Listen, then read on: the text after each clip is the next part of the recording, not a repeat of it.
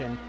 It's not like it was a easy task to do, and he seems, every turn, you can just tell there's a little bit more confidence coming out of the Ferrari driver as he continues to learn the wheel a little bit more and more.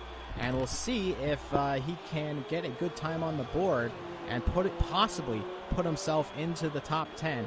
He's not going to have too much of a problem, I don't think, beating King Caesar. His fastest time before was a 140 flat. So we'll see if he can beat a 139.6, maybe put himself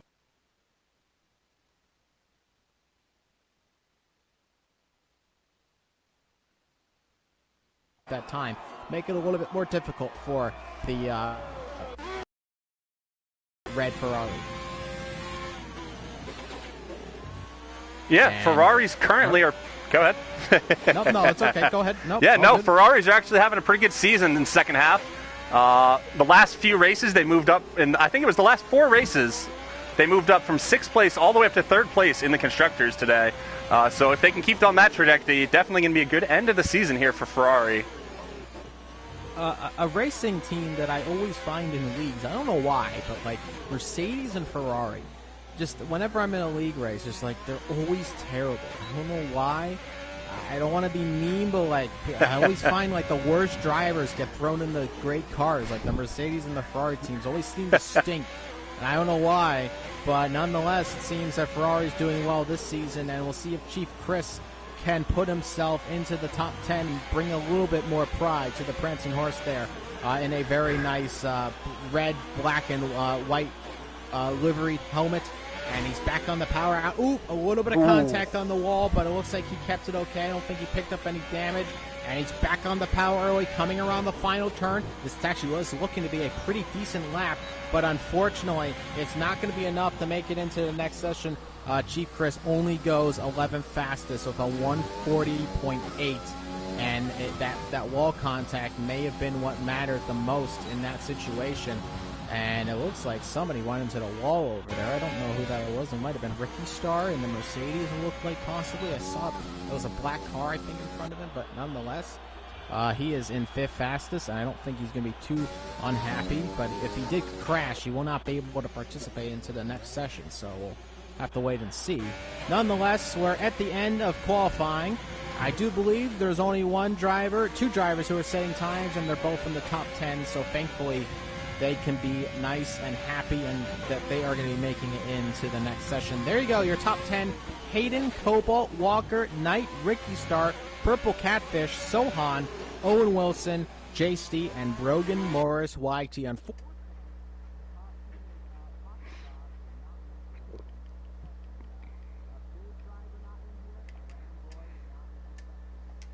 An impeding of his lap by King Caesar, it looks like, and he was not having it, and he just retired on his own accord in the pit lane. And it's going to be a bit of a battle to make it through the pack here, of course, as we've mentioned before many times already. Very hard to see if we can get it done. Yeah, only one real good overtaking opportunity coming out of turn 3 down that long stretch towards the end of sector 1. Really, your only, I guess, easy, normal F1 type overtaking opportunity, unless you're able to force the driver ahead in a mistake. They can basically park it in the middle, like a big version of Monaco, basically.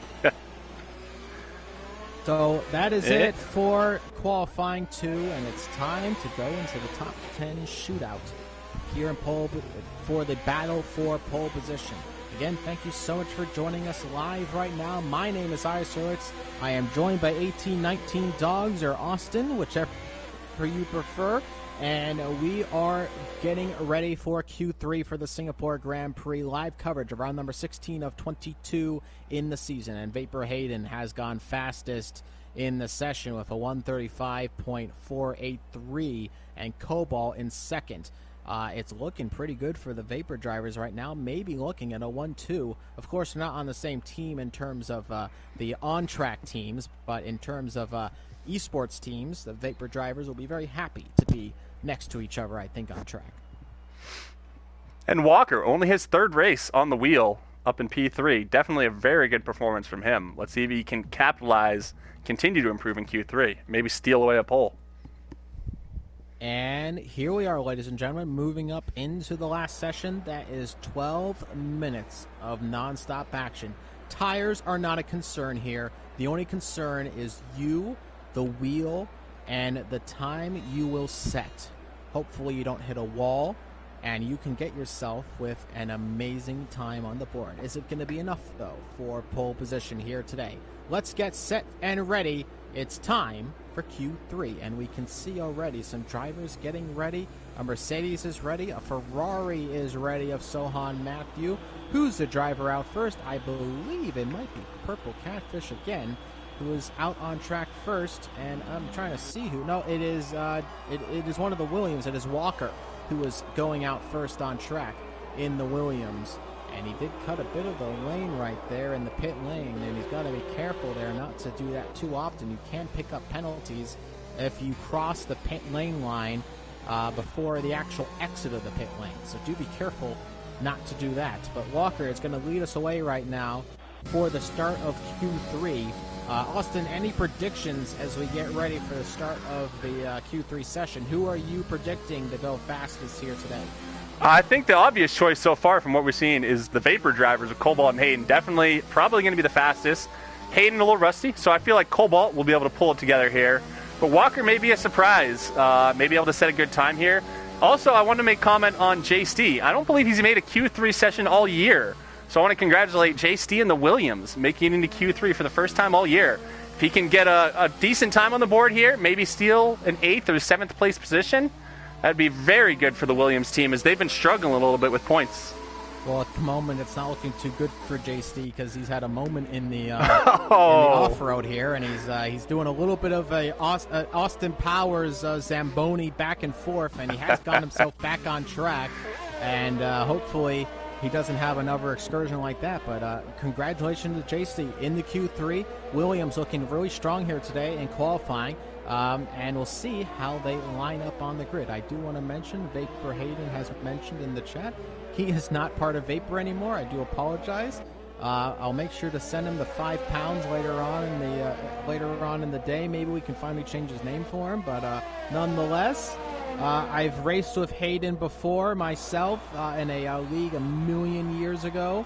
And great to see him doing well. We were both in our infancy. He was definitely still a lot better than me, and he continues to improve and impress. And I definitely predict as well. I think Hayden may be the man that put himself on pole today, but Cobalt is right there with him. And who knows, maybe Walker can surprise us. Nonetheless, Hayden comes around, and he is starting